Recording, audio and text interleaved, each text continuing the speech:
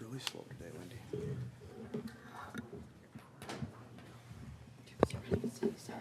What's that? You're running a city, sorry. Oh, sure. I know, I understand. All right, we're going to call the meeting to order. Will the clerk please note those in attendance? All will be noted. Will you please join me in the Pledge of Allegiance? I pledge allegiance to the flag of the United States of America and to the republic for which it stands, one nation under God, indivisible, with liberty and justice for all.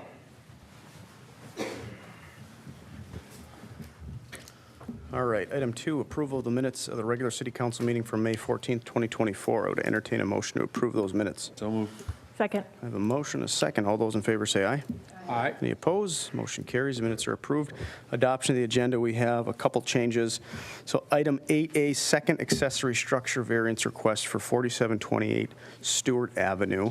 For those that may be here to listen to that item, the applicant has withdrawn that application for a variance, so we won't be addressing that. And item 8A will be removed from the agenda, and we are adding a new item, a new 8A, which is the proposed city council rules of procedure. And if there aren't any other changes to the agenda, I would entertain a motion to adopt the agenda. I have a motion, a second. All those in favor say aye. Aye. Any opposed? All right, we have an agenda. Item 4, consent agenda. I'd entertain a motion to approve the consent agenda. So moved. Second. I have a motion, a second. All those in favor say aye.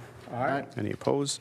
Motion carries. The consent agenda is approved. Visitors and presentations. Item 5A, city attorney recognition. Ms. Crawford. Thank you, Mayor, members of the council. I'm actually going to kick it right over to City Attorney Troy Gilchrist for this one, and then maybe we'll kick it back to the mayor after that. Sure. Thank you, City Manager and Mayor and Council. Well, I want to announce, I think you may be aware of this, but I've decided to spend the last 10 years or so of my career focusing on smaller rural governments. And so I'll be leaving the city in Kennedy and Graven to focus on a small firm that I'll be establishing to work primarily with towns. Some watersheds as well, so I may still, I don't know, but I still may be working with Flamo, depending on what the board decides moving forward. But I just wanted to let you know that you are going to be in extremely good hands. Dave Anderson is going to be taking over for me. He's been with the firm for several years. He met with staff and the mayor last week. He and then Bob Vos from our office will also be on kind of secondary here to assist as well. Both excellent attorneys. You will be in very good hands there. But I just wanted to quickly say that I've really enjoyed my time with Kennedy and Graven and with serving White Bear. It really has been a great time. You have wonderful staff. Your leadership that you've had and the two city managers that I've worked with have been outstanding. And really, as a council, you really have functioned well, and I appreciate that because I can tell you I've been in other communities where maybe not all the time that's been the case. So I really do appreciate that, and I will miss working with you folks, but just decided that for myself and my career, I just want to try something a little bit different as I round it out, kind of go back home to where I started. I don't know if you know, but I worked 15 years with the Minnesota Association of Townships. So I worked for a long time working with towns, training them, answering their questions, providing documents for them. So I just decided to round out kind of going back to that. So thank you very much. All right. Well, I have a few things to say. First off, we're sad to see you go. We of course wish you nothing but the best, and we're excited for this new opportunity. But I won't lie and say it. We'll miss having you in that chair. For me personally, in the 2.5 years that I've been mayor, I've felt very comforted knowing that you and your experience and expertise were sitting right at my side, particularly when we got into some tongue twisters with the rules and wanting to wind that back. As you know, I've kind of dubbed myself the process guy. That's important to me, that we do things in an orderly way, and that squarely falls to you. And you are kind of the resident expert on Robert's Rules of Order and process, and I have no doubt you'll continue to do that with the townships. So, again, we wish you nothing but the best. We're confident that your replacement, Dave, who has very big shoes to fill, will serve us well, and we wish you the best of luck. And as is fitting in our community, you don't get to serve for the city of White Bear Lake without leaving without a bear. Oh, so thank you. with that, we'd like to present you with the bear that says, in recognition of service to the city of White Bear Lake, City Attorney, 2019 to 2024, Troy Gilchrist. So there you go, sir. I appreciate that. Put that in your new office. Yeah. Thank you. Thank you. Yeah. Thank you. Much appreciated. Thank you. But wait, there's more. We do have a couple of, can we call you city council retirees at this point, but that have decided to show up and wish you well and have a couple words of encouragement for you. So if you'd like to say a few words, please do so. I need my notes. Thank you, Mayor. Good evening. Troy, I just want to thank you for everything you did. As the mayor said, it's so comforting to have you sitting right next door. Your professionalism, your knowledge, your friendship, it all meant so much to me. So I thank you so much and wish you all good luck in your future endeavors. I know you do beautifully. Thank you. So much. Thank you. Who was that? Name and address for the record, please.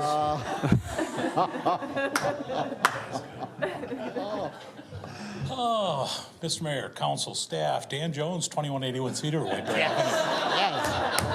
Yes. Yes. Mr. Gilchrist, thank you for your service. You made our city better through some very unique times that probably haven't been seen, at least in this city. Although I did read about a police riot, kids, that's a story for another day. And with that, I mean, not only the time on council, it was a value having you here. You all know it, the comfort factor, and that will be hard to be replaced. You just can't walk away from that. And also with the service before on Velamo, I certainly hope you continue with Velamo. You're a valued asset there. Thank you very much for filling in, because you really kind of just filled in a time that we needed you, and it's like, what are we doing? We don't need to look anywhere else. I think we can agree on that. Thank you. Thank you, Appreciate Dan. it. Thank you, Thank Mr. you. Mayor. Thank you, council.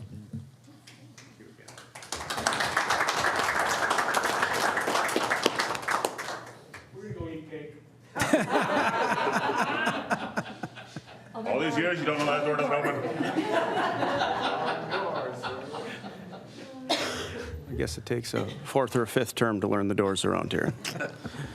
All right, well, we're not done hearing from you. We're going to get to a very important piece of business in item 8A when you share with us your brilliant new city council rules. So we look forward to that.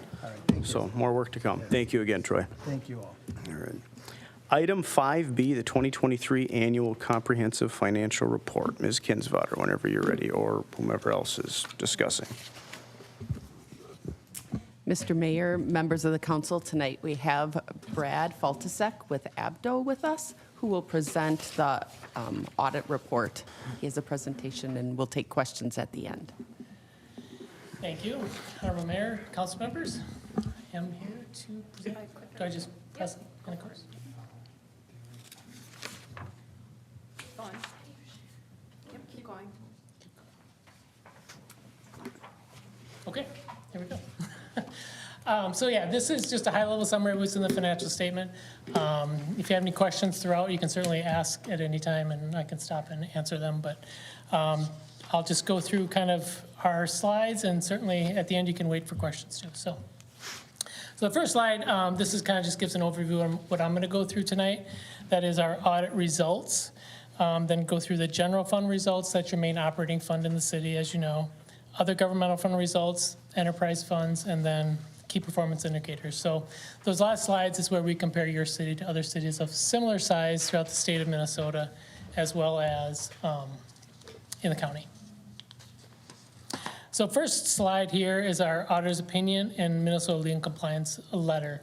So auditor's opinion, we are issuing an unmodified or clean opinion on your financial statements. So that's we're saying that we believe everything in the financial statements is materially accurate and presented in accordance with generally accepted accounting principles. So that's the opinion you're looking for when you have an audit performed.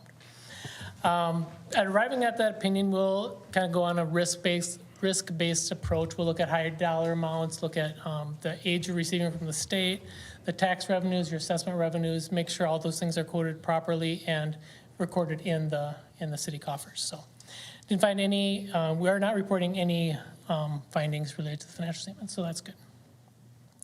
The Minnesota Lean Compliance Letter, that is a letter that the state auditor requires us to issue. They require us to go through a series of checklists related to how you're depositing your funds, issuing debt, making sure you're following specific state statutes, entering into contracts, construction type contracts, those types of things. And if there's any non-compliance, we'd report those issues in this Minnesota Lean Compliance Letter. And we are not reporting any non-compliance with the information that we tested. So clean reports on both fronts there. Now we get into the general fund results. So this first slide is your fund balance compared to your following year's budget. So you do have a fund balance policy to keep that fund balance between 30 and 50%. You finished this year at 47.7% of the following year's budget, which is actually, as percentage-wise, you're down from last year. Last year you were at 51.2, or in 2022 you were. That just relates to your budget this year. Your budget went up for 2024, 18,000 related to the ambulance, bringing the ambulance into the general fund. So really that's where that increase or decrease, but you're still within your 35 to 50% range. So still following your policy. Next slide is comparing your budget numbers to your actual numbers for the year. So we have the original budget, your amended budget in that second column, then your final numbers, and then that variance. So you can see your revenues came in about $1 million over what you'd budgeted for this year. A lot of that you had public safety aid coming in right at year end. I think on December 28th you had some public safety aid coming in, which in the general fund you deposited about $450,000 in there. Along with your interest revenue came in much higher than budget this last year, and then also permit fees related to the school projects. Those really amounted to a majority of that amount over budget. On the expenditure side, you see about $700,000 under budget on the expenditures. A lot of that had to do with your police wages coming in about $370,000 under budget. So it's kind of your main variances there. Overall, increase in fund balance of $1.8 million. A lot of that had to do with you budgeted those transfers coming into the fund. So finished the year with $9.2 million fund balance. We have general fund revenues. This just shows where your revenues are coming from. In your general fund, you can see the majority of your revenue does come from tax revenues. It's a jump increase this past year. You did have an increase in your levy, as you know, from 2023 or 22 to 24. That's really, everything else stayed pretty consistent. Expenditures. We have general government, public safety, public works, park and rec. You can see these have stayed pretty consistent. Your general government has stayed consistent from year to year. Slight increase in your public safety costs each year as public works and park and rec have somewhat steady increases over the years.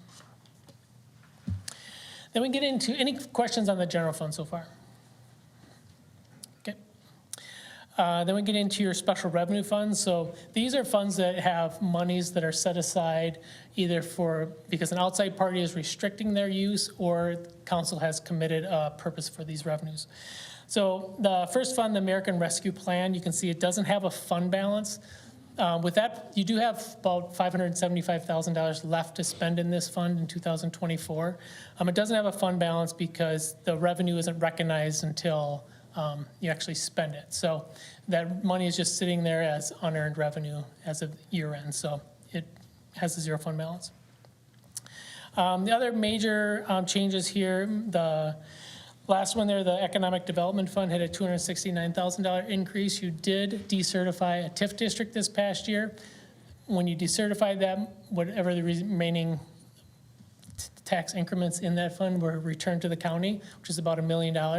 Then the county takes that $1 million and distributes it to the contributing entities. So you got about $370,000 back, which was deposited in the Economic Development Fund, which is the reason for that increase. The Marina Fund had about $100,000 increase. You did have a project that was slated to go in or to be done in 2023 that has been pushed forward now, the Security Gate project. Okay, then we got fund balances, just shows where everything is. You got most of your special revenue funds have committed fund balances. You had to have a little bit of a assigned fund balance too. But again, the council has committed the purpose for these revenues in these funds. Then we get into the capital project funds. So these funds account for all the different projects within the city, or construction type projects in the city, or funds that are being set aside for like equipment purchases, like the equipment acquisition fund. So with these funds, municipal building fund decreased fund balance $1.2 million. It's because you did have bond proceeds received in 2022 that you're spending those down in 2023. The HRA tax increment pool fund, so that's where you decertified that Taft district, paid about $1 million back to the county. That's what accounted for that $1.2 million drop there. But again, you got some of that money back and deposited in the economic development fund. Equipment acquisition fund. So talking a little bit about that public safety aid, you did put $654,000 of that public safety money into the equipment acquisition fund this year too. So that's where that increase came from. Then same thing with, these are where the funds are sitting. You do have restricted portions of fund balance here, committed, assigned, and unassigned. So it's kind of where majority of your capital projects funds are committed for capital projects. Then we have debt service funds. So these are your outstanding governmental debts you have out there, or long-term debts out there. This wouldn't include the water fund bond. So what we're showing here is your total cash balance by fund, your total assets by fund, and then the remaining outstanding debt for each of those funds. So what we're looking for is making sure those cash balances are staying positive, that you're having sufficient resources coming into these funds to pay your debt service requirements. And a lot of these funds, some of them are being funded with transfers in, so like those first two special assessments, 2012 and the 2016 increment bonds, those are being funded with transfers, so that's why those cash balances aren't as high as some of the other funds. But some of those other funds are funded by tax levies or assessments and those types of things that are coming into the fund. Then we have the debt service requirements on those bonds for the next 10 years. You can see staying pretty consistent at that between $2.5 and $3 million mark for the next 10 years on those bonds. Then we get into our enterprise funds. So these funds are set up to operate primarily on charges for services, so they operate or fund themselves with those charges. So this first chart, we're looking at are your operating receipts, just looking at basically your operations. Are your operating receipts meeting your operating disbursements, plus any debt service requirements that are out there? So you can see in the last 3 years, since 2021, you have been meeting what we're looking at here. Your operating receipts do meet your operations plus your debt service requirements. And then your cash balances on the next slide. And those also have been steadily growing since 2020, finishing this year at just over $1.3 million, or actually just under $2 million. The 1.3 million is that minimum target balance. So that's a recommended amount. We, as auditors, we're saying that you should try to keep 50% of your operating disbursements in there, plus 100% of your debt service requirements for the following year. Just a recommended standard that we kind of put in all of them. So that's at 1.3, and you can see your cash balance is above that. So anything really above that that minimum amount there would be available for capital type purchases. Same thing with your sewer fund. Sewer fund has been meeting, there's no debt requirements in the sewer fund, so your receipts have been meeting your disbursements each year. And you can see the result of that is the increase in cash balance each year. So again, anything above that $1.5 million minimum amount would be available for capital type purchases, or if there's any projects you can, coming up that you spend those dollars on, it would be available too. Your refuse fund, this is pretty much break even every year. That's how it's designed. So you can see it has been meeting, or you have been pretty much break even each year. And you can see with your cash balances on the next slide that you're hovering right underneath that minimum target balance. Here we have it as a 25%, just because there's no really capital in this fund to support anything for. So that's why we reduced that to, would be 3 months of the year worth of expenditures. Get into your ambulance fund. You can see you had a jump in your ambulance disbursements this year.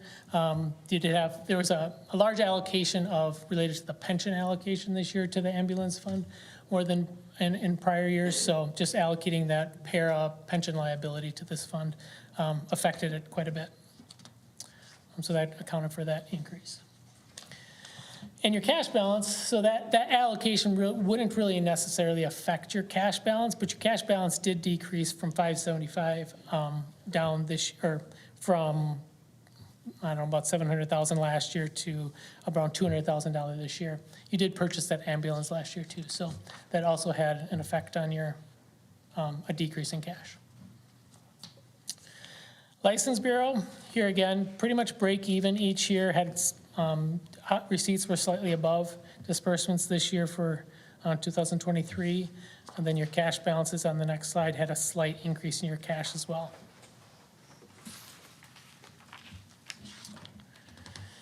Pioneer Manor. So this fund, your receipts are meeting your operating disbursements in this fund. Your operations fund themselves, but you do have that debt you also are funding that is being paid out of this fund as well. However, you can see in your cash, it's not really affecting your cash. You're able to sustain that around $300,000 cash balance of this fund. So this fund is operating kind of how it's designed and sustaining your cash balances. Last funds here, I believe, is your internal service fund. So these are funds that you you charge each department and pay into this fund to pay for insurance and insurance type expenditures in a central location. So it's basically you charge out the funds, other city funds and their departments, and then pay into this fund. This fund actually pays those expenses. So this really is set up to be somewhat break even as well. So, and you can see your cash balances on the next slide have stayed pretty consistent over the years, and you've been maintaining whatever those expenses are, you're charging out an equal amount to the departments. Overall, then, your cash balances in the city, so this takes all your funds and puts them together. You can see in 2021 had about $43 million in total cash and investments, and 23 about $10 million more, finishing at 53 million. So you do have some funds out there that for the projects as well that are included in this, but so basically sustained what you had in 2022. Any questions on any of that? Otherwise, we'll go into the economic factors or economic indicators. Yes. Well, thank you. The debt service on Pioneer Manor, what does that look like? What's the term? Where are we at on that? Mr. Mayor, Mr. Councilmember Walsh, that was paid off in 2023, so we don't have any more payments related to that. Okay. That was the final. That's what I thought. Okay, so we'll see a different number in 2024. It'll look different. And then I guess before we move on, since you're asking, maybe go back to maybe one of the first slides if you need to, but the 1.7 or so $1 million surplus, basically. So this is audited 2023. So we're sitting here in May. The dust has settled. You know, now we can really look at what was. How much difference was the? I don't remember, but the 1.7. Did we plan for that mostly coming into the 2024 budget? Is this more than we thought would be at the bottom line when the dust settled, or were we kind of, because we had to start this process, in September of last year, predicting what we think might be on the bottom line. I know there was surplus that we accounted for. How close was that? I don't remember. Mr. Mayor, Councilmember Walsh, in our final budget, which would be the budget that you approved revising it, we were estimating it to have a surplus of 76,000, so it came up significantly higher. And part of that is because of the local government aid, the public safety aid that we got. We have it budgeted in 2024, and it was sent to us on the last business day of the year, so we had to recognize it in 2023. Approximately how much was that? So that was,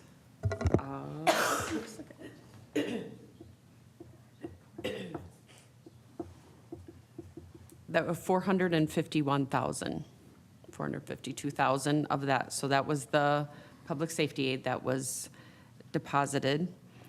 The permit fees, And we have a plan for that for 2024. We have a Plan we for have- it for 2024. It's accounted for, yeah. so we received the revenues in 2023. We're going to pay the expenditures Yeah. out in 2024. So the permit fees were $336,000 higher. And there were some additional school district projects that came in at the end of the year, so that brought our revenues up for that. And then our interest earnings were $152,000 higher than we had estimated. Okay. Very then- interesting. Good. Any other questions before we move on?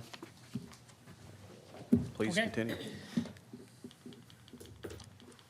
Then we'll get into the comparisons. So typically fare well in these comparisons as a city. So with the first slide here, with tax rates, you can see you've consistently been well under the peer groups in here. Again, so class 2 cities are cities, populations of 10 to 20,000. No, wait. Class 3s are 10 to 20, so 20,000 to 80,000, I believe. So that's a class you guys are in, as that class 2 city.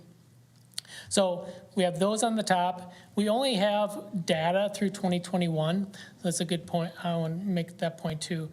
So we get all our data for this and the comparisons from the state auditor's office. They're going through their calculations now and kind of finalizing on all those, that database that they send us. They don't think they're going to have it done until sometime in June.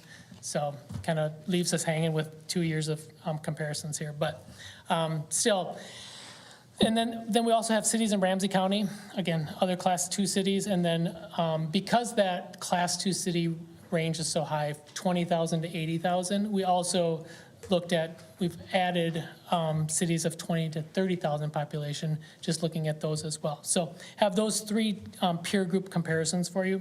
And again, you've hovered around that 20 to 25% tax rate, and you can see the others in Ramsey County are at 31%, but the class 2 cities across the state, as well as class 2s, 20 to 30,000 in population, are at above 40%. So well under, almost half of what other cities of your size across the state are. Can you help me understand what that relevant percentage is? 20% of what? Total That's your taxing tax capacity? rate. That's your tax rate. Rate. Yep. So what residents are being charged on their property tax value, it's a calculation you got to go through, and then you multiply that by 20% is what they're paying for city taxes. Okay, thank you. No, they're paying taxes for county and school as well, but city portion is quite a bit lower. Then taking a look at property taxes per capita. So this is just based on the collections that you've received. So you're receiving about $420 in 2023 per resident. We just take all the collections divided by the population. We can see others in Ramsey County are at 581, and others across the state are at above 526 as of the end of the year. So residents per capita are not paying as much as others across the state. This is what that tells you. Then taking a look at our debt, or your debt. I'm not any part of it. You're welcome. So this looks at all your debt. So this does include the water bond as well. So again, you've issued some debt over the years. You can see back in 2020, you were at just under 660, where your peers were much higher than that. With the debt that's been issued in the last few years, you're at 1,076. So slightly higher than others in Ramsey County. But again, it's not being affected by your tax rate. You're still able to maintain that lower tax rate. Typically, when you see the bonds get higher, you're supporting those with tax levies or those types of things. That effect hasn't affected your tax levy as much yet. So you're about 1,076, which still slightly lower than class 2 cities across the state, even 20 to 30,000 population cities. Debt service expenditures. This looks at just your governmental debt. This doesn't take into the water fund, the water bond. So this is looking at all your governmental expenditures, subtracting out capital. So we're just looking at your current and how much is your debt as a percentage of those current expenditures. So I know some cities have a policy that they don't want that being more than 20%. You're at 13.4%. You can see it's fairly similar to what your peer groups are at in this category. And then here we have the current expenditures per capita. So just kind of general operating expenditures on a day-to-day basis. And you're back in 2021, you were slightly lower. You have seen increases over the last few years, probably mostly inflationary type increases. And your peers probably are seeing the same as well. So I would venture to bet that you still are below your peer groups in this category. Then we have capital. This is just kind of somewhat of an informational slide based on the projects you have going on, because this is going to go up and down from year to year. You can see in 2023 you had the quite a large project going on, so that had a big jump in 2023. But you can see where your peers have been typically. Your 20 to 30 population has typically been higher than you, as well as others in Ramsey County are about the same, but Class 2 cities across the state have typically been higher than you as well. And then that's our team that tackled it, so. All right, very good. Thank you for that detailed report. Council, do we have any questions for anyone on the report? Walsh. Just, can we go back to the debt, a couple of those debt slides? Oh, the comparisons? Or Yeah, the- comparisons, because we've resisted debt for many years, and then we've recently have been taking on debt, first for streets, to keep up with street maintenance, and now the building obviously being built across the street or down the street.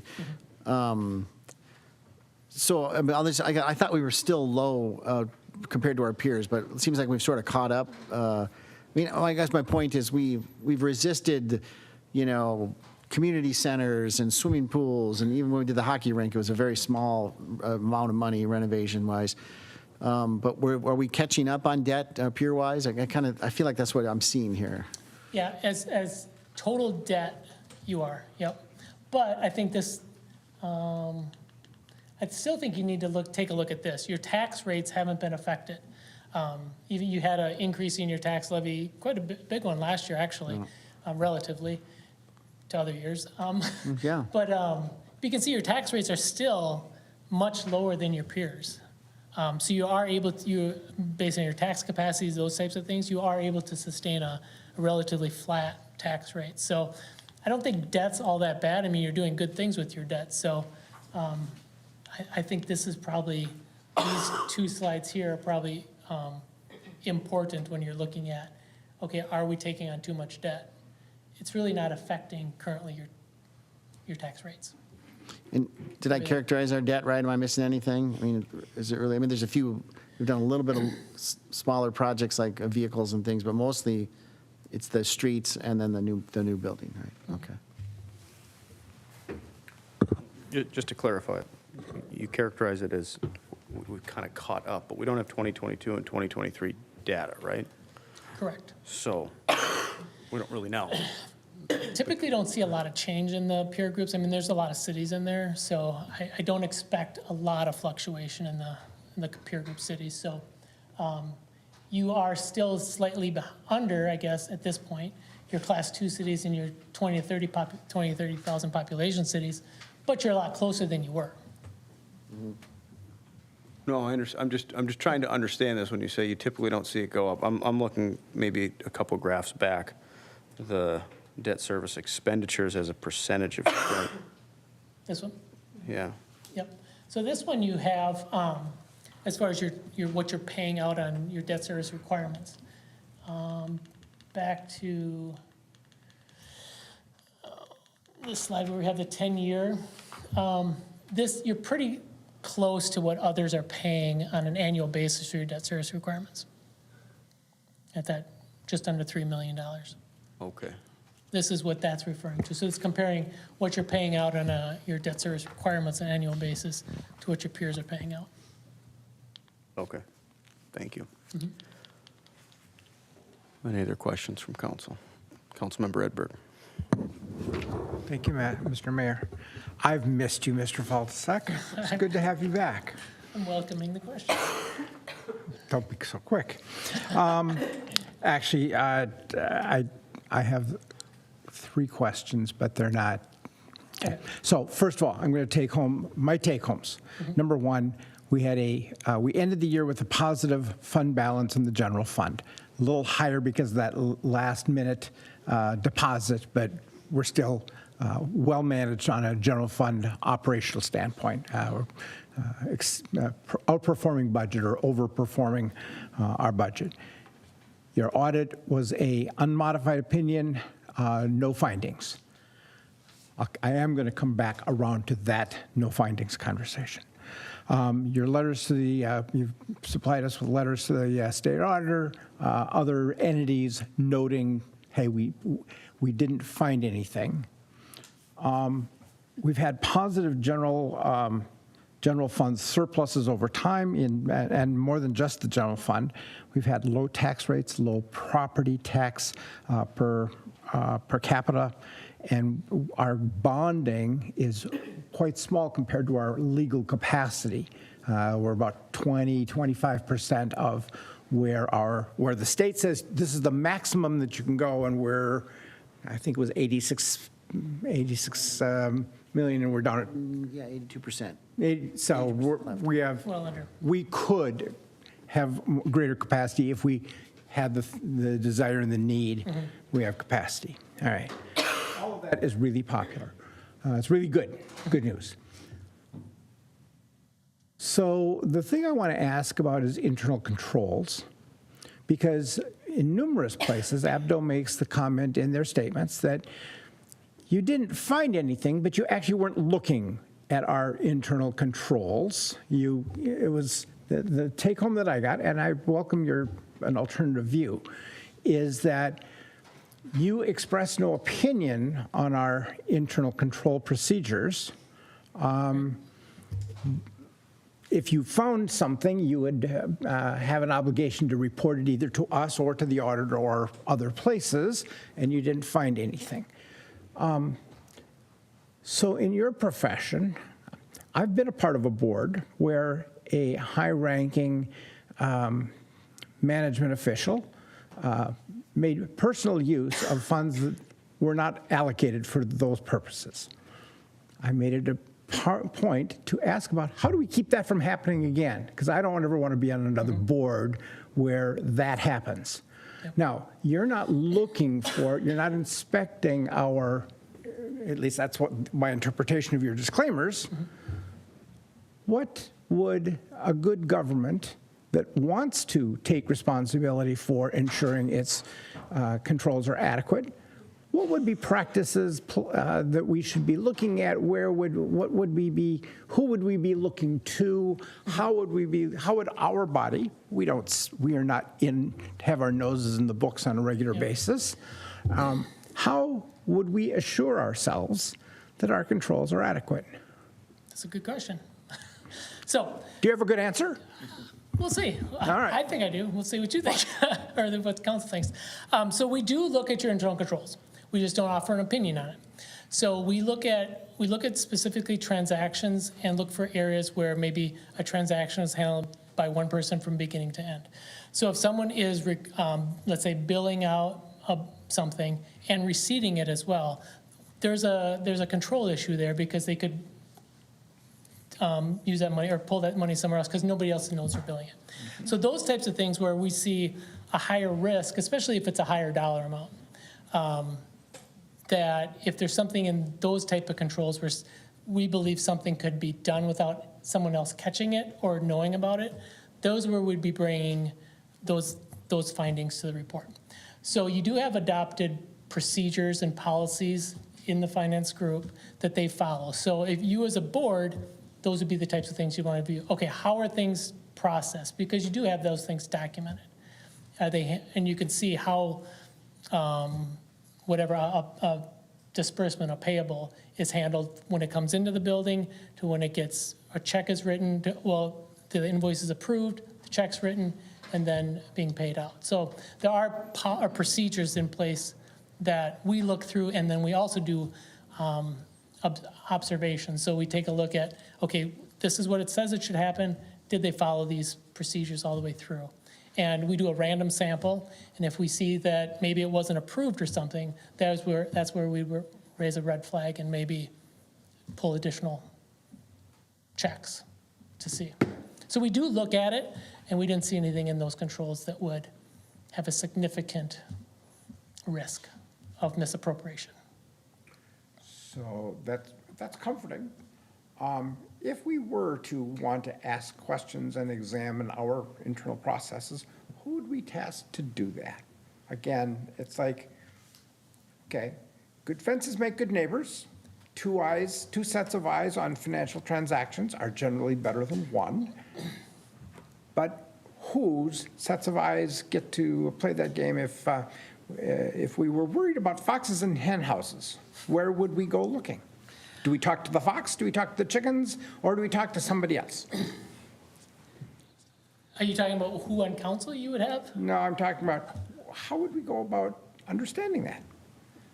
I think the first thing you'd do is find out what those procedures are, and look through those. If you see something that doesn't make sense, or even if the financial information you're getting on a monthly basis, look for things that don't make sense and ask questions. If you're getting answers that just don't add up, that's a red flag. That's where you'd want to look further into. But as far as going in, and you do have checks and balances right now, I believe that having someone else going in there and looking at it, unless they're looking for something specific, it'd be tough to do, to really. Okay. So you noted that you were looking for material. You stated that you didn't find material differences. For an organization of our size, budget of our size, how big is material?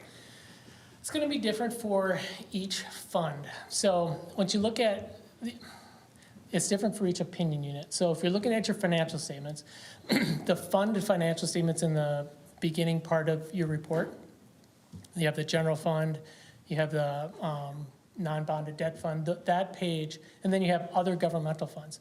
So each one of those funds have specific, because we're giving an opinion on each one of those columns on the front. So each one of those columns has a different materiality that we're looking at, as well as the first statements that you see, the government-wide statements. Those, we're giving opinions on each of those columns as well. So it's going to vary. It varies depending on the. Let's pick the general fund. What would be material in our general fund? In your general fund, I don't have the calculation off the top of my head. So it's based on either total revenues or total assets. So in your general fund, it's probably based on the total assets. I don't recall what that materiality level for the general fund was. Got it. So I was going to excoriate you. I didn't find in the findings and in the report that was provided the level of analysis, the comparisons that you provided tonight. I guess I won't make any further comments. You win. Thank you for your work. Thank you. Good. Thank you. If I could just follow up on something Councilmember Edberg raised, and I want to preface this by saying I have no trust issues or fear issues or anything about our staff and our financial situation, but just on this idea of checks and balances, do you guys actually see like bank statements, like real bank statements, not from us, but you're seeing unaudited bank statements? So that was you talk about being in an organization. I was in an organization once where only one person ever saw the bank statement. It drove me nuts. It was like somebody else needs to see the actual bank statements, because that's really where now our bank statements are probably ridiculously nuts in several bank accounts, right? But you guys actually look at that? So we actually request from the bank to send us confirmations of balances at year end. So yeah, Excellent. we do confirm that outside. Thank you. All right. Any further questions? Well, thank you for the, Ms. Crawford. Oh, okay. I'll move approval of the resolution accepting the report. I'll second. All right, second. Any further discussion on this? Councilmember Edberg. I just want to thank you for the information that you provide. Congratulations to our staff No for the findings. fine work that is done. An audit with no findings on, well, 86 million of total assets, 38 million in cash and spendables, and finding compliance, or finding an absence of non-compliance. That's really good stuff. And it's not the first time that our staff has managed that, but it's really good stuff, and our community should take comfort in that their resources are well managed, that our processes work. So congratulations and thanks to staff. All right. Any further discussion on this? All those in favor say aye. Aye. Any opposed? Resolution passes. Thank you very much, and I just wanted to echo what Councilmember Edberg said. I know there were a lot of questions about pointing fingers and making sure that's just good due diligence, I think, from a board to ask the right questions. So they seem accusatory, because they kind of are. Now, if we see you, showing up in a Ferrari tomorrow, we might ask some more questions. We might too. But I'll echo what other council members have said. You have our absolute trust. We know you're above board in all the ways that we need you to be, and we thank our independent auditors for keeping tabs on you. And this is a lot of work that goes into it, so thank you for a job well done. Ms. Crawford, do you have something to add? Yes. Thank you, Mayor, members of the council.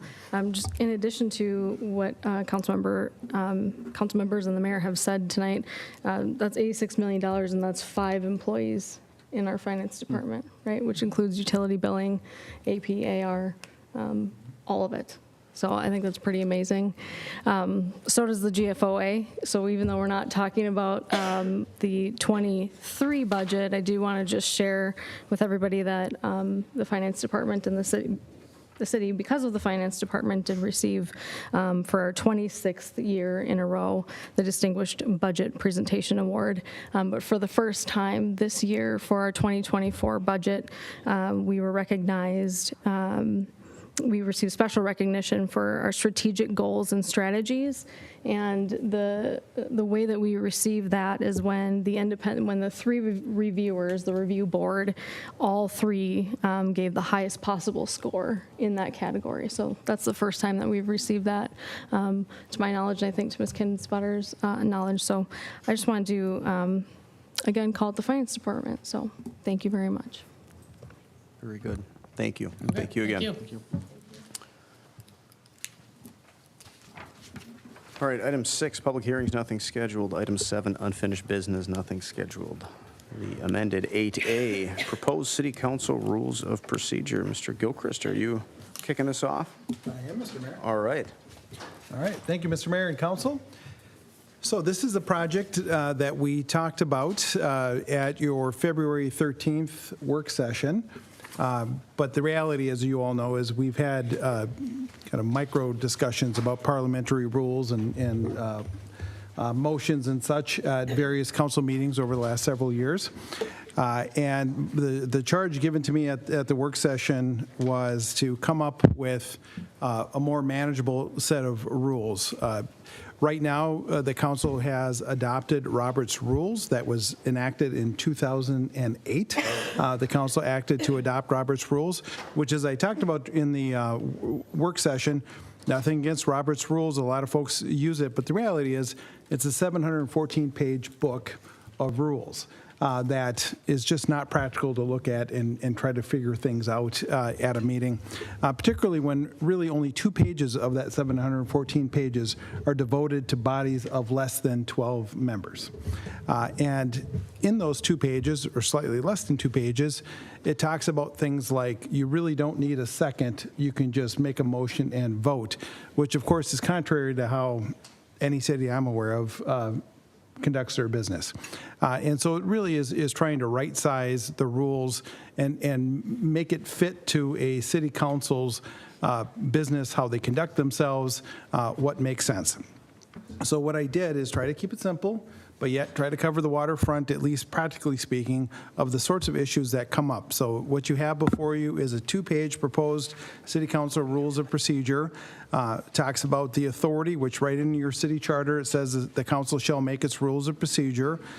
So that's open to you to adopt your rules. State law does not mandate any particular set of rules.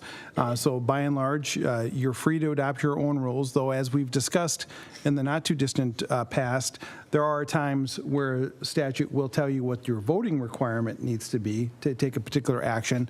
But for the most part, you're free to adopt the rules.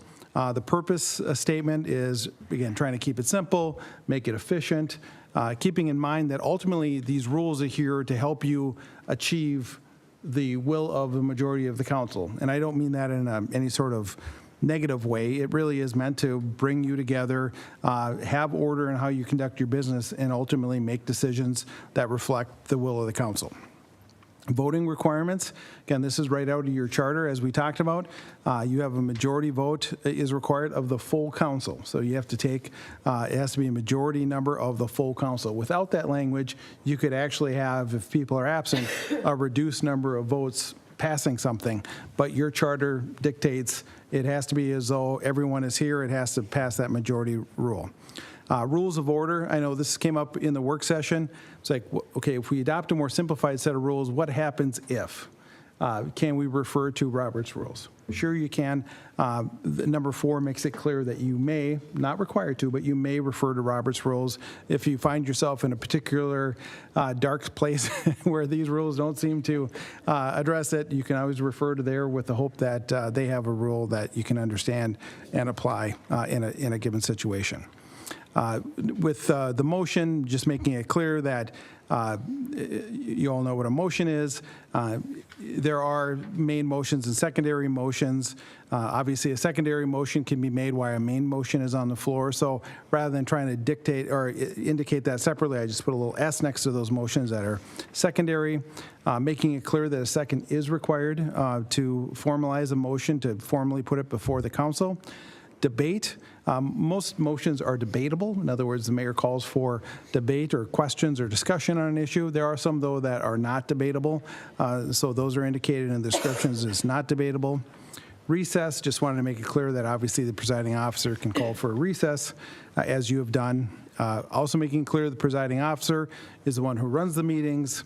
This is, again, something you all know, but that the ruling of the presiding officer, the mayor, controls unless the appeal that is provided for in here is called upon. And I honestly, I think in my 17 years of sitting at council tables and town board, I don't know that I've ever seen an appeal, but I put it in there just in case there is ever a situation where you feel compelled to. Mayor, I don't think you got that one right. So Wouldn't happen, Troy. I know. These rules are going to last for a long time, potentially, so not the present company necessarily. And then getting into the main motions, I really try to, and this actually took more time than you might think, because there are, as you know, a wide range of potential motions, but I try to think back on the times when parliamentary questions have come up on this council and tried to address things. Like we had the situation where I had the impression that the maker of a motion wanted to tweak the motion. And often what people are inclined to do is say, okay, well, I want to, with the second's permission, I want to change my motion, which technically isn't the right way to do it. So instead, I put in a substitute. So if the maker of the motion, after the discussion goes, okay, that's right, I like what you're saying, let's make that the motion. So I move to substitute my motion with, and then you can state it, and if that gets seconded and passed, now that substitute motion becomes the main motion. So you're not trying to withdraw and then rebuild. You can just swap it out if that passes. So that's one thing. Withdraw. Sometimes we've had situations where you after discussion you realize, or the council member realizes, yeah, that's probably, I'd like to take that back. And so the motion, you can make a motion to withdraw that, but making it clear that it's used by the maker of the motion. So someone can't use that as a device to undermine someone else's motion. That's the maker, the maker realizing, on second thought, I want to pull that one back. So they are different. Substitute keeps essentially a motion alive. It just swaps out the language, whereas withdraw just pulls it back and then kind of reopens the floor for someone else to make a motion. End debate, that's pretty clear. That is often referred to as call to question, one that's often misused. If you look at Roberts, that's actually a motion that has to be seconded and voted on. So that's true here as well. If someone gets particularly verbose and you want to end debate, you can make a motion to end debate. If it's seconded, it goes immediately to a vote. If it passes, then there's no further discussion on that motion. Table, I know we've had discussions about that. I think you can just table it. The intent of this is to, under Roberts, if you table to anything other than a specific period of time, let's table this to the next meeting. If you just table it, then technically it's dead. That's one way of killing a matter. In this particular case, that doesn't have that effect. It's like, let's just hold off on this. We may not have a specific time when we want to bring this back. That doesn't mean we necessarily want to kill it. Let's just hold off for this for now. So someone can just make a motion to table and then trying to make it clear that it can come back, whenever, 6 months from now, a year from now, it ends up back on the agenda. You can reconsider it. Take no further action. This, I do recall, I think maybe only once, where there was a recommendation. It wasn't approve or deny something, it was a recommendation, and the council didn't really want to go with the recommendation, and I recall them the council looking at me and go, well, what do we do now? and so that could be one way to end it. Just, okay, let's not do this, let's just be done with this. I make a motion to take no further action on this matter. And then if that passes, we're just done and we move on to the next item. Continue meeting, that's obvious. We're just keeping in mind, though, that under the open meeting law, it has to be a specific date, time, and place. So make sure that's in the motion. Adjourn, we know what that is. Suspend rules. In case you really get yourself tied up and the rules are getting in the way, you can make that motion to clear the path and get something done. Point of order. This is the one that's on the list that really isn't a motion. It's just a point of order. Mr. Mayor, I have a point of order. It's just asking a parliamentary question. I've seen that done at this council and done well. And then appeal a ruling. Again, I don't typically ever recall seeing that, but that's there just in case you feel that the presiding officer is deviating from the rules. So again, trying to keep it simple, also making it clear that you can amend these rules, of course, at any time. So with that, Mr. Mayor, you have these before you. I put in the packet a resolution if you're so inclined to act tonight. Otherwise, I'd be happy to answer any questions you may have. Thank you. Well, first off, thank you for squeezing this in before you. We'll trust that they work. Since you're beating a path out of town, you'll be long gone even if they don't. No, but as council knows, we discussed this in work sessions. We've got a little tongue-tied and twisted on a couple things.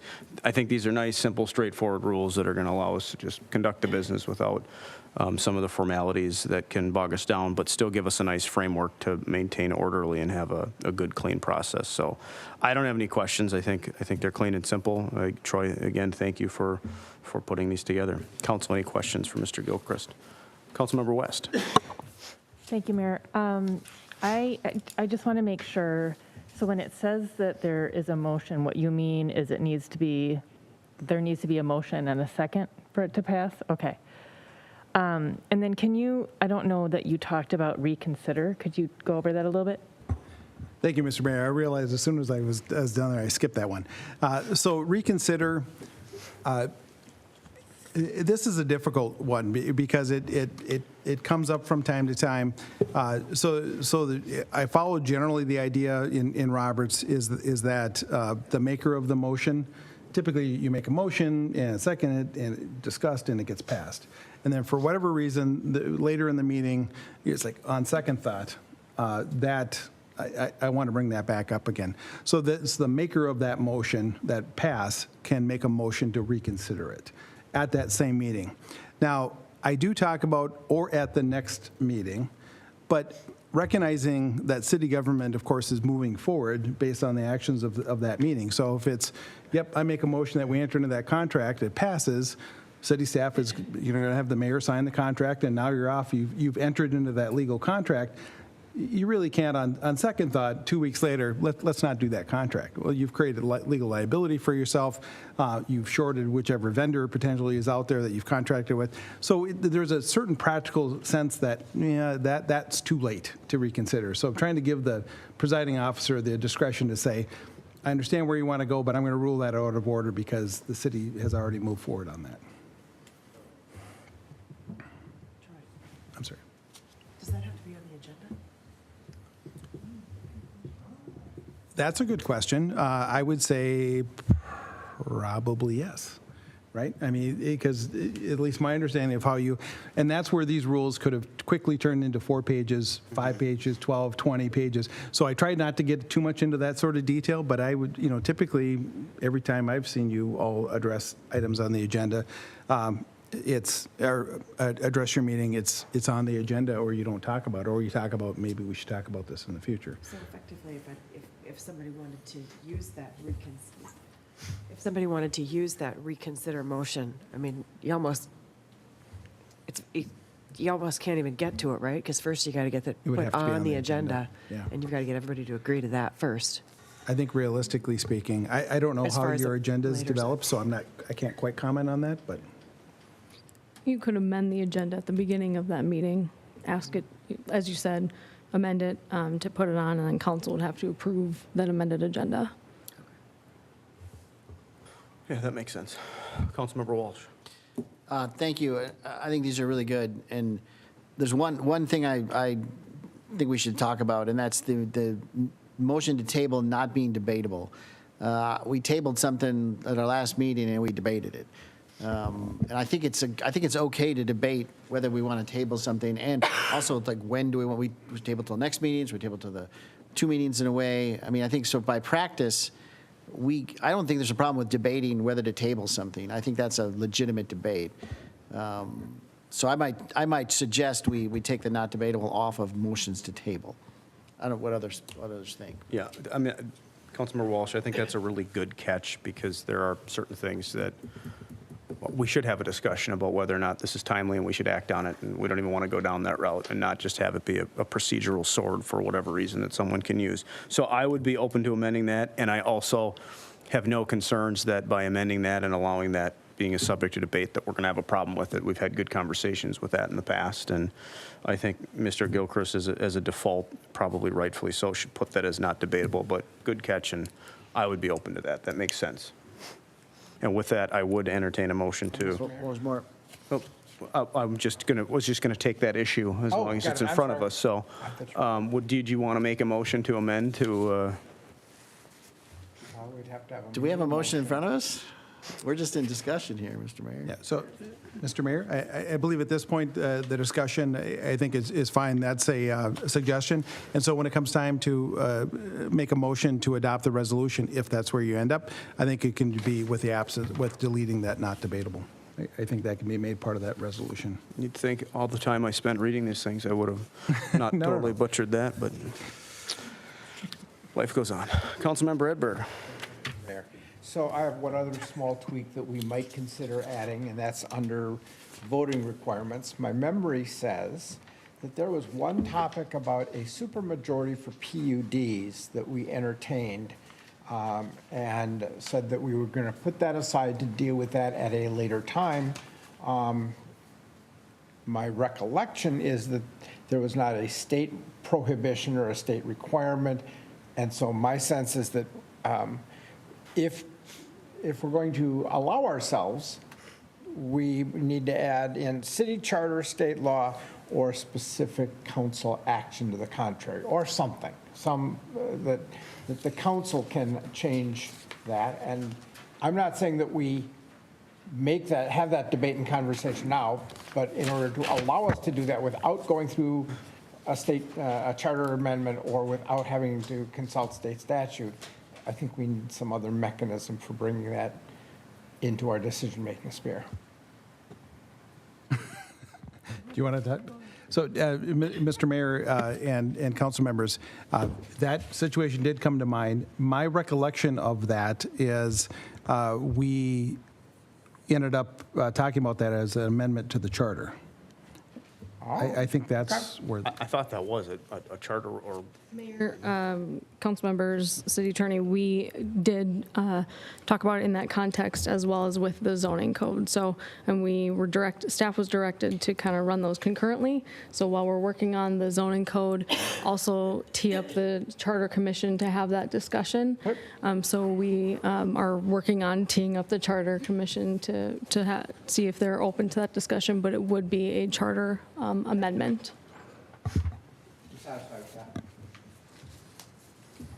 Any other thoughts on this? If not, we have a resolution Approval of the before. resolution with the elimination of not debatable under the tabling motion. Change. I have a motion and a second. Any further discussion on that? I'm looking at our city attorney. We're correct with that? yes, Mr. Mayor. Okay, I think Somebody so. should amend this amendment. That'd be awesome. The new rules, yeah. I All move right, to vote further, immediately. further, Move to table. I call the question. these aren't in place yet until we vote on this. Any further discussion on that? I have a motion and a second to approve the resolution as amended to strike the language not debatable as it pertains to ending debate. All right, all those in favor say aye. Aye. Any opposed? Motion carries. The resolution as amended is passed. Oh, yes. We ask, since we're practicing, could we ask city manager to make copies and place them in our drawers or someplace where we can access them as needed? Laminated, bold font, underlaying, all Councilmember that good Edberg, stuff. I literally just wrote that down on my agenda. So yes, and we will email them out as well, but yeah, we will have copies in here. The resolution does state that, our boards and commissions may adopt them if they wish. They're not required to. I think that's a good rule. Some are very informal, some are very formal. So having them just here for everybody will be a good thing. Have the short do that work. Might be done before you leave. Actually, no, don't. Billable hours would be ridiculous. All right, very good. Moving on to item 9, discussion. 9A, on-street parking traffic concerns near North Campus. Mr. Coppy, you taking this? Mayor, members of the council, so staff as well as council, city manager's office have received a number of questions regarding the parking and traffic circulation, traffic concerns around the North Campus project. As part of the original approvals, and I'll let Mr. Lindahl jump in if I miss something. So the overall study was done for the campus. Certain roadway improvements were required to look at traffic in the area, including some turn lanes on Division, A Street improvements, a signal at Highway 61 and A Street, which will be starting up soon, right after the school ends here in a week or so. In addition to that, an extensive parking analysis was completed for the campus. We revisited that when the stadium expansion came before us about a year or so ago. So extensive analysis has been done. Obviously, this site is still in flux. Not all the parking is up and running. Obviously, the roadway improvements are not complete as of date. So we continue to get these calls, concerns. So the intent, as we went through the approval process, was to review the parking situation surrounding the campus once everything was in place this fall. So fall of 2024, once all improvements are complete, all parking lots are functional. The bus circulation is all what it's going to be, and then make those decisions on how we move forward. One of the things that was noted in some of the approvals were some potential for parking restrictions along Bald Eagle. Up on the screen here, just to kind of go over what we've got to date or what's currently in place around the campus. So 9th Street, I'll kind of just go in order. We have, which is a county road. So just to kind of circle back, 9th Street is a county road. in that area, as well as Bald Eagle north of 9th Street. So Bald Eagle south of 9th Street is a city road. So as we talk about it, just to keep that in mind. I know that can be confusing where it kind of starts and ends. So 9th Street has parking restrictions, so no parking on the north side.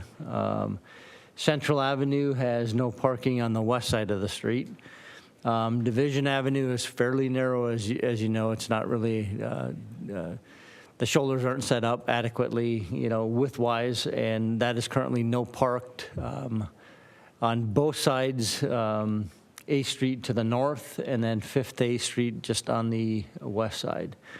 So, and then 12th Street is maybe a little bit more unique. If you've been up in that area, it's a rather narrow roadway. It does have parking restrictions, more so on the time, so that people are not parking there during school hours. So it still allows residents to park along their street for, their own family events, things like that. So that's currently what we have in place. So I think going into it, when we were going through the approvals and the traffic analysis, we really looked at Bald Eagle as being a candidate to be no parked, at least partially.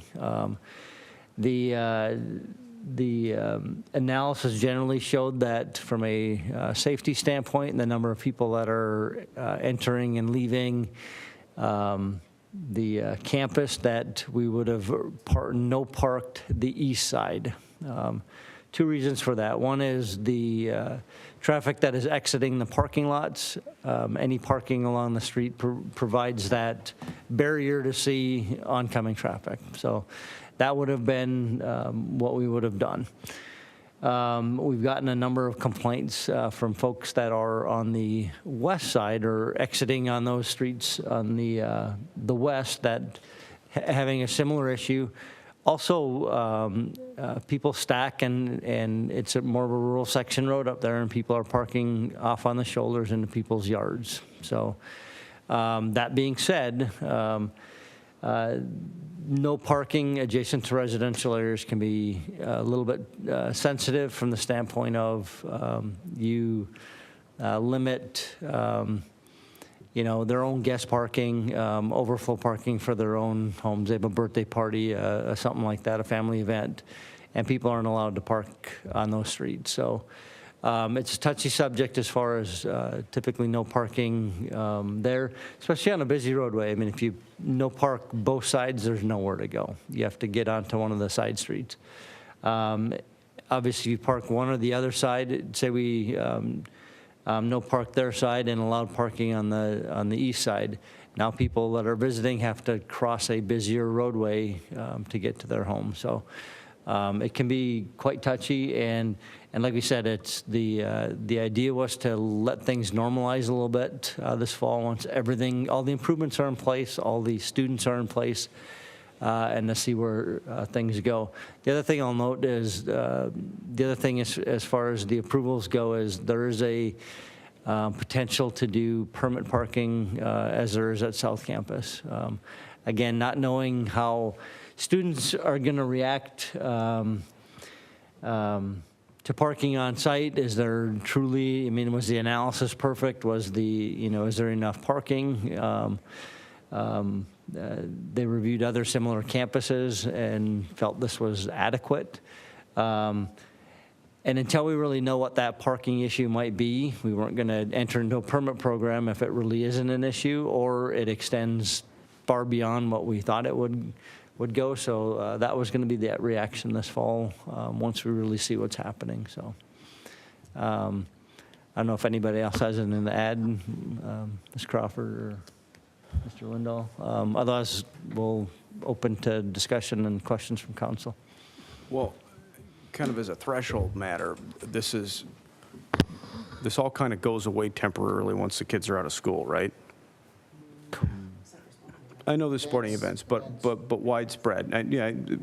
But it's day in and day out, kind of Monday through Friday, while the kids are in school. So I guess my question is, whatever we decide on tonight, it's not like we're going to put up no parking signs tomorrow as a practical matter, right? There's some timeline for this.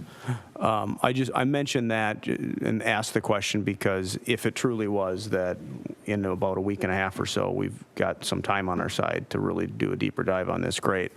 And it sounds like I'm hearing that's not the case, that there's events and different things that'll be all summer long. So maybe we do have to move on this. I'll just say that I don't have any questions for you, Mr. Copy. My initial comments are there are lots of emails and issues, and I don't blame people that are upset if they've got a million cars parked outside their house. So I've got an appetite to start putting no parking signs in. I just remember going to North Campus. That was always the case, whether it was to skirt having to have a permit, you'd look for as many parking spaces on the street that was free. And that's why there's no parking signs along 12th Street in that cul-de-sac area on the east side. So I think we need to be responsive and do what we need to do. I guess I mentioned the timeline more for residents that may be listening or that are looking for immediate action. Just be realistic that you have to, whatever we decide tonight, we've got to order signs, make signs, install them, do all those things. It won't happen overnight. So those are my thoughts. Council, what would we like to do with this? Mr. Coffey, so can we no park a road we don't own? So north of 9th. I was going to fill that in if somebody didn't ask the question. So, Mayor, members of the council, as far as process goes, for our own no parking, it still requires council approval. So theoretically, we could bring it back at the next council meeting and get council approval for a roadway or a portion of the roadway that we own. As far as the county's roadway goes, we would have to seek permission from them. Typically their county board would approve or give us permission to install those. And depending on process goes, they may install them so they're on their own signposts because they maintain their own inventory and things like that. As part of the district approvals, I believe they, I would ask Mr. Lindahl we'd have to review the agreements, but I believe they are required to pay for anything that would be required as part of their parking issues that under the approvals. But yes, we would have to go through, get their board approval, their blessing, and then move forward. No different than oftentimes when they put no parking up, if you remember, along Hoffman Road along Goose Lake, they requested city council permission. Even though it's their roadway, they asked a letter of a resolution of support to do that. So it'd be a similar process for them to issue us a resolution of support. You would then approve it, and then either us or the county would then get those installed. Because I feel like the biggest chunk of complaints are north of 9th. Yep. Excuse me, I couldn't hear. Sorry. The biggest chunk of complaints is the parking issue north of 9th.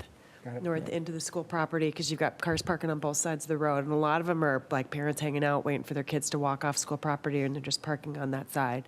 Yep. So, if we're being slow on that actually isn't so bad in terms of giving the rest of the community an opportunity to speak up. But kind of back to your point, we can't do that tomorrow. Yeah. Well, and I'd like to see a little more thought into, because you raise good points. If you live there and you, on a Saturday, you want to have guests over and they want to park on the street, I get that.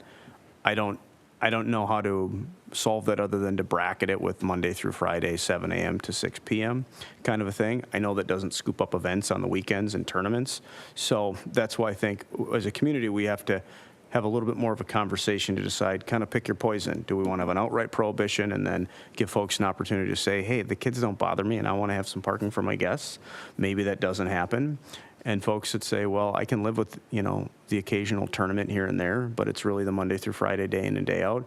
And I don't have good answers to those questions. And frankly, staff can bring us whatever data they want. I want to hear from residents because we need to make an informed policy decision. I think everybody wants to be receptive to trying to strike a balance between the needs of the school district and the kids, as well as the homeowners there. I just don't have enough data points to say, this is the plan, go do this. So that's my message to staff is we need to know more. And maybe it's just me talking to this mic to the residents too. We've heard from some, but that's certainly not every homeowner. So the more you can speak up and encourage your neighbors to voice an opinion, that'll help us make an informed decision. It's your neighborhood. You live there. You got to deal with it. What do you think is a good solution? Any other thoughts? What does it look like around South Campus? Mayor, members of the council, South Campus has permit parking. I don't have the map with me tonight, but it's a general area. And at the time, I was not part of it, but typically what you would do is you do an analysis, just like we were planning to do this fall, is say, how far does that issue go out? And then the signs, Ms. Crawford, the signs are rather complex if you've been down there, but it says something like, no parking, September 1st through June 1st, Monday through Friday. I mean, it's a whole paragraph that lists out when you can and can't park. Residents are able to get permits from our police department to park their personal vehicles or friends, families that, you can have a stack of them in your house that you can hand out, in the event of a birthday party or whatever. But one thing I will note is that it's going to be initially somewhat trial and error because, like you said, we no park, north of 9th Street on Bald Eagle. People will start parking south of 9th Street on Bald Eagle. How far will they go? How far are people willing to walk? So there may be iterations to this that we take our best guess, and those people that were parking on Bald Eagle now park 3 blocks away, inside of the neighborhood. How far do we chase this? There's going to be a limit. We've talked a lot about parking, the last year, but how far are people willing to walk for that purpose that they're there for? And some of it's going to be, like I said, somewhat iterative to see, if we no park something, how far will they then move? Can someone confirm that the school district, their on-site parking is permitted, right? Students have to have a permit to park in those lots? Well, they do now at South. Yeah. I just want to confirm that. It's just as covering all of our bases. You mean in the future? Because it's not permitted right now at North. Well, sophomores don't drive a lot, so it's, I'm not arguing. I'm just I'm just saying saying that- anybody could park at that lot right now. yes, because it's not, Mr. Lindahl, if you have any Right. information for us. Mayor, members of the council, I believe that they are required to have permits to park in their lot. Okay. All right. That would make sense. I would like to confirm that because that greatly incentivizes carpooling among students, and that takes care of the impetus for needing the overflow in the first place. Councilmember Walsh. So, just anticipate this, a little focus group at the coffee shop this morning, and there's a resident on Bald Eagle south of 9th that told me that, and I think it's two different issues. I think there is an event issue that we could probably deal with even now, not waiting for things to change. I think the rest of it has to wash out, like Mr. Coppy said, when everything's done. But the feedback I got, and this is anecdotal, and this is one guy, but that when events happen, folks are not parking in the parking lot because it's closer to park on Bald Eagle. It's just natural. It's like, oh, we're going to an event at the field and for the lacrosse tournament, just pull up on Bald Eagle and then hop out and go. So I think we got to talk to the school district, in my opinion, and I think the signage isn't necessarily no parking. It could say no event parking. It could say, hey, in a nice way, our event parking is in the parking lot on the other side. I mean, just to tell people where it is, a little education for people to come to events. That could maybe happen soon, if not, right away, understanding that the rest of it's got to wash out next year. I'm not speaking to the daily traffic, the parents picking up kids. That's all going to get worked out with the plan that they have.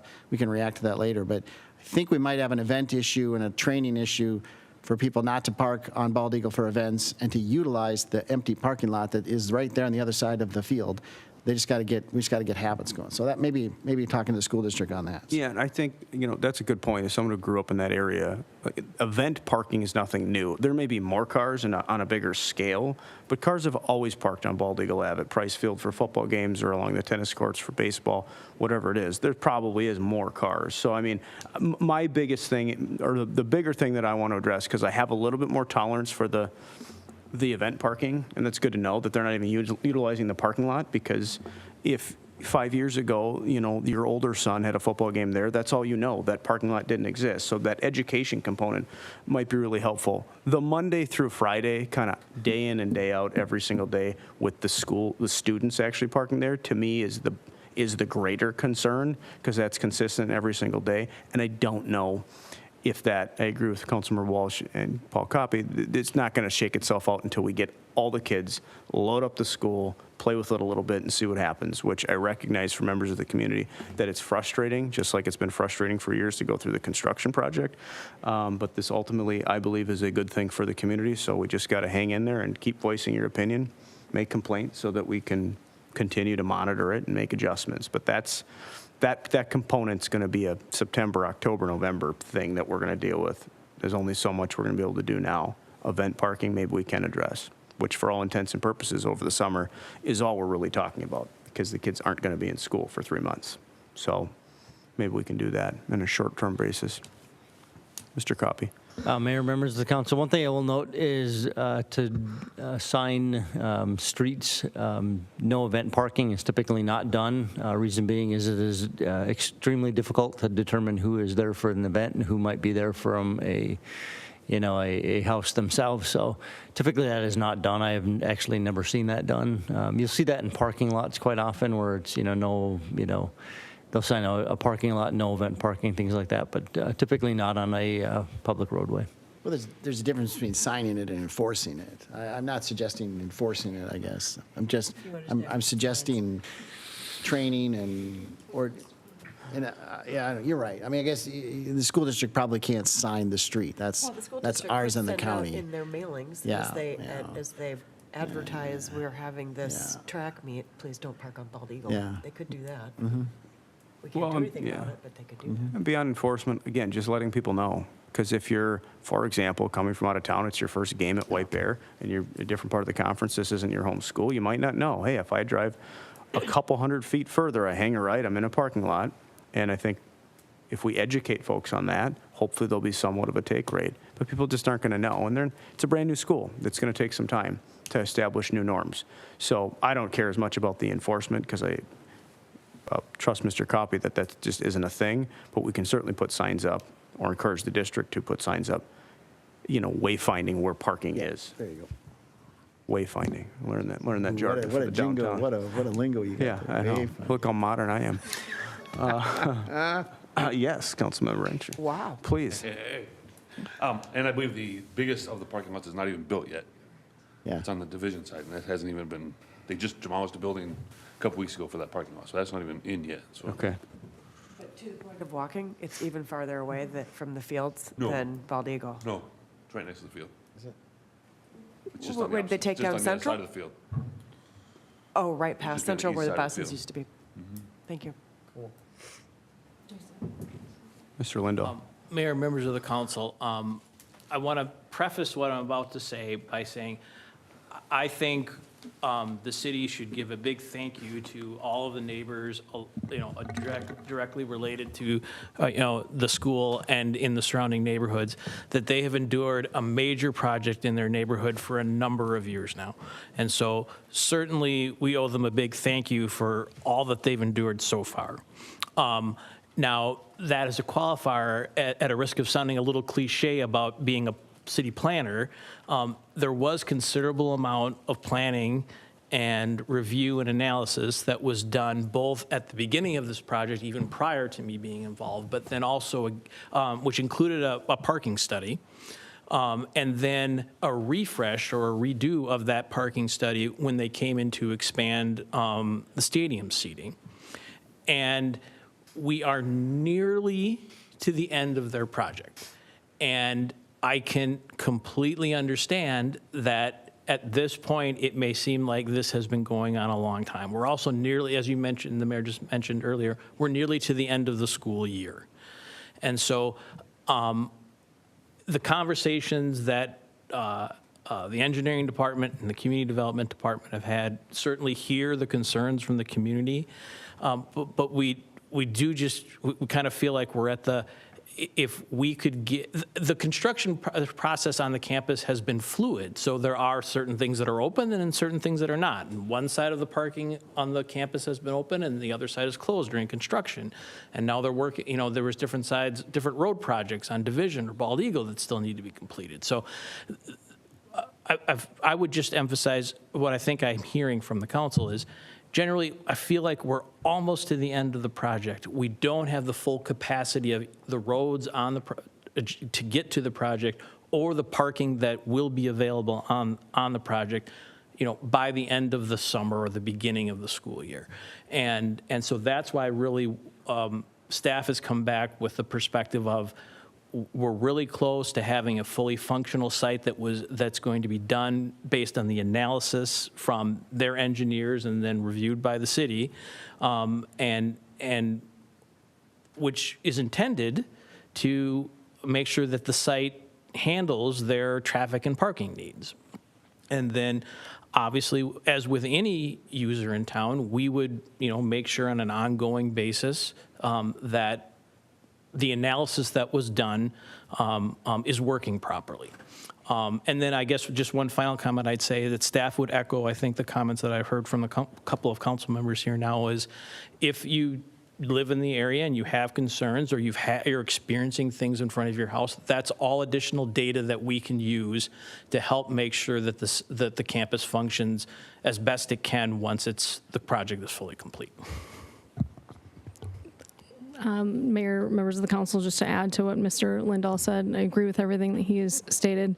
And I will add that we can absolutely be asking the school district to provide temporary signage for their events, to be communicating with teams that are coming to share that information of where parking should be and where it should not be happening on weekends. I drive Bald Eagle every single day, division several times of the week. I too do see it. It's very much real. There's a lot of parking. Now, I don't know what it was before, so I don't have anything to compare that to, but it feels like a little bit of an issue right now. There's no reason that we cannot work with the district to have some wayfinding signage until the project is complete. And as Mr. Lindahl said, we are almost to this completion. So.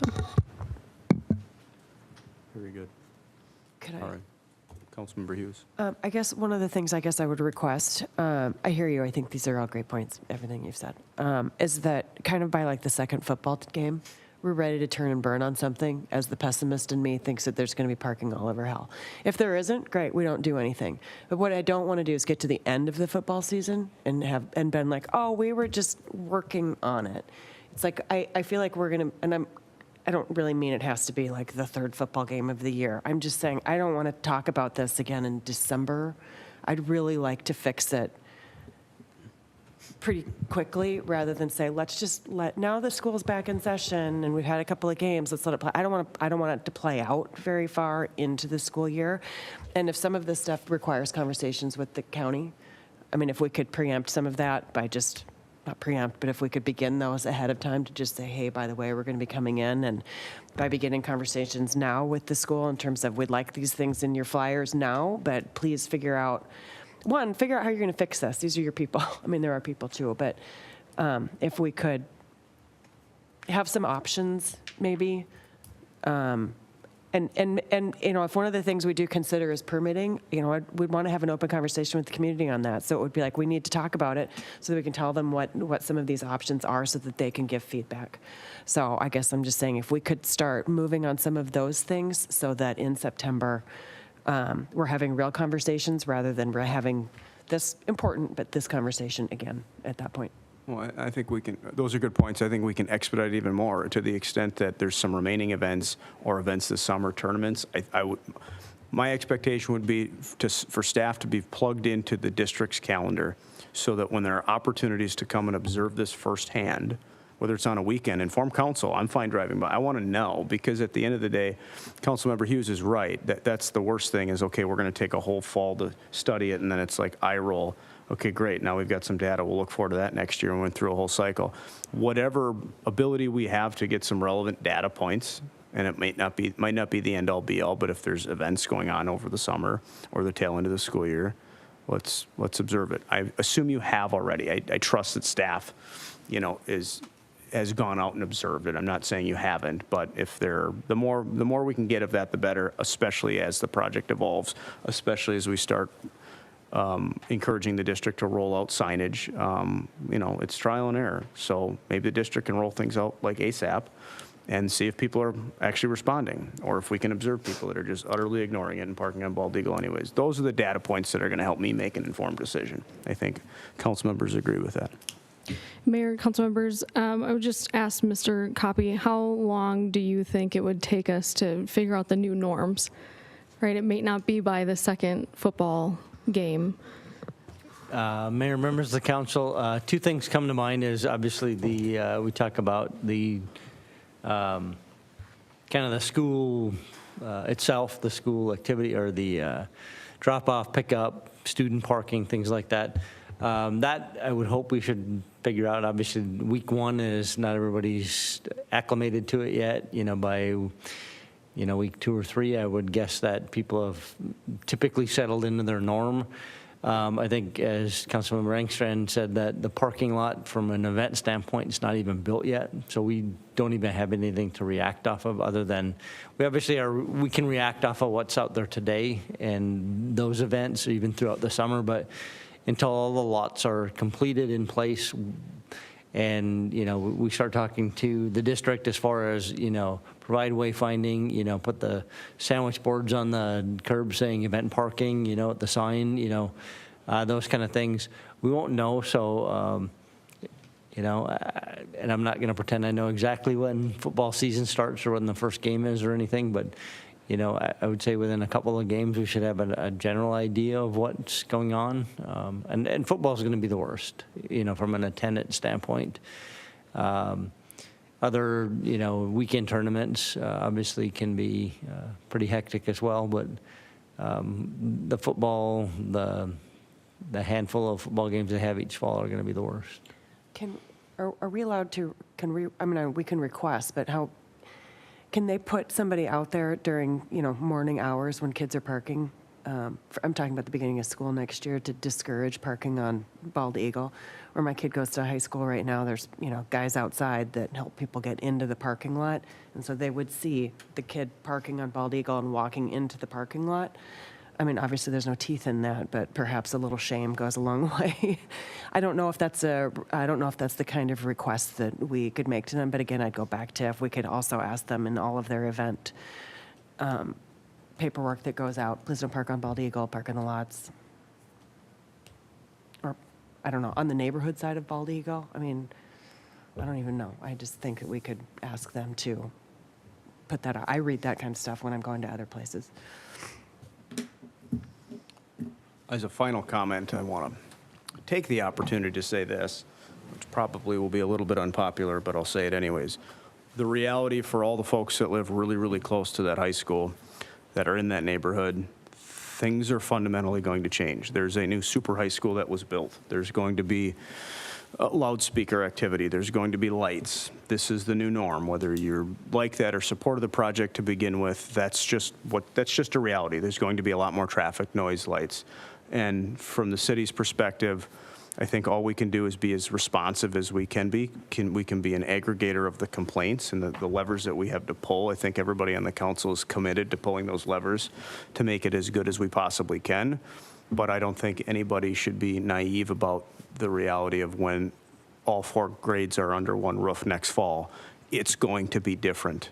And you might not like that, but the new high school's not going anywhere, and this is the new norm around that area. So I would just encourage people to recognize that, and I don't want to see people chased out of their homes. But we as a community made this decision a long time ago.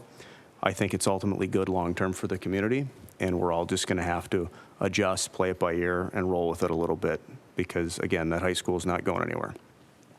And those are my general comments on that. So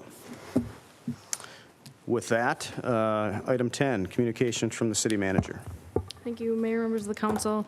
I have several slides tonight, so bear with me here. The medicine collection drop box located in the public safety facility lobby is back. It was gone during construction. We received a lot of calls, questions about that, so it is back now. You can access it during business hours only, so Monday through Friday, 8 a.m. to 4 p.m. We are partnering with Ramsey Washington Recycling and Energy Second Chance for free curbside mattress collection in the month of June. So Tuesdays and Thursdays, again, during the month of June, you do need to visit our website or their website to schedule a pickup, but this is a new partnership for for the month of June. That's great, because those are super expensive to get rid of at the dump. Yeah, yeah. Some upcoming events that we have, this one, the county has an Otter Lake Road Construction Project Open House this Wednesday from 5:30 to 7:30 p.m. at Podman Park. That project is about to be underway. I think the sign out there says closed starting June 3rd, right? So I don't know, do you have anything to add at all? Not really anything to add. The project will start with some basic, tree clearing, things like that. Utilities have been out there doing some minor work. So that's the way it will kick off until school is fully out of session, and then they will have detours posted, White Bear Parkway to 9th. So that will be posted, detouring traffic off of it, and the project area will be closed to general through traffic for most of the project. So, Can I ask a question on that project? There was some negotiating coming into that with cutting the corner and things. Did that go smooth as far as you know, or were we involved in that as the county and those homeowners, I assume? Mayor, members of the council, it was I believe what you're talking about is it was a small minor easement at 4th and Otter, and the homeowner and county worked it out just fine. Great, thanks. So to follow up on that turn will be smoothed out. It won't be that awkward, sharp turn, to your knowledge. Correct. So intersections, so the actual intersection of Otter Lake Road and 4th Street is being corrected as best we can because of the lake, the adjacent wetland, the city's sanitary sewer lift station in the northeast quadrant. To do a full perfect intersection is not going to happen. Minor tweaks to make it more or I guess better for the driving public are being made the best they can. It's actually, if you look at it from a traffic safety standpoint, it's really not a high crash rate or anything like that. So it's a fairly safe intersection overall, but definitely minor improvements to help make it as best it can be. Thank you. We have a ribbon cutting for our tenant, the White Bear Area Food Shelf, the community market. That is this Thursday, May 30th at 4:30 p.m. Hope to see council there. Very exciting project. The police department has Custard with a Cop on Thursday, June 6th from 4 to 6 p.m. at Culver's, located off of White Bear Avenue. So, and $2 single scoop dishes and cake cones, if anyone's interested. It's a steal, yes. We have a free kids bike rodeo, our annual event on Saturday, June 8th from 9 a.m. to 11 a.m. That's down at Public Works. You do need to register on our website for that. Unfortunately, we've seen a lot of graffiti in our parks recently, which has cost the city thousands of dollars repeatedly to repair and remove this damage. So unfortunately, we've made the decision internally to begin closing our bathrooms earlier in the evenings, which has not helped so far. The police department is very actively on top of this. It's unfortunate because these facilities are our community's facilities that everyone enjoys, and it's sad to see this. So I guess talking to the community, if you see something, please call 911 and report that suspicious behavior and vandalism in our parks. Oh, shoot. I had another slide, but I think that didn't make it down here on this, so I'll share that next time. But again, just thank you to City Attorney Troy Gilchrist. This is literally his last City Council meeting, so I'm happy to wrap that up with you. I've appreciated working with you over the last 2.5 years, and I know I can speak on behalf of staff. They have as well. So appreciate you. Thank you for all of your hard work. We will miss you, but I know we're in good hands with Dave and Bob. So. That's what I have. Thank you. Thank you. Mr. Crawford, what are those objects in front of you? Were you going to play? Well, I did. That's what I had a slide. It really doesn't. Can I save it for later? Sure. Okay. We'll save what we won't share tonight, which is some very interesting items that the city's going to sell, magnets and stickers regarding a lovely art on our water tower, but apparently we're not ready to reveal that yet, so we'll roll that out. Yeah. That's what I was going for. Yeah. That's what I was going for. We have merch. We're going to have There you people go. hanging on pins and needles to come back to the next meeting. Stay tuned. Part 2 next week or 2 weeks. All right, I entertain a motion to adjourn. All those in favor say aye. We're adjourned. Thank you.